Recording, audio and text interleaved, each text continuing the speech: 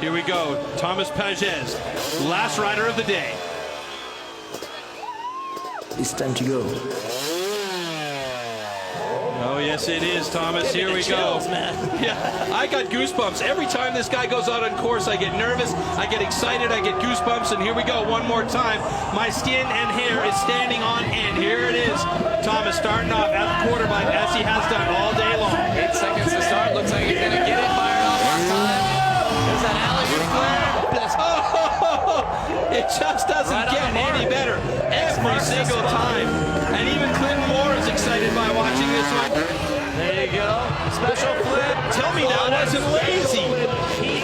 Super clean right there. He's going to come back around. Here's one place where he has the advantage right now as far as course use goes. Yeah, and he's hitting timing. this transfer flip.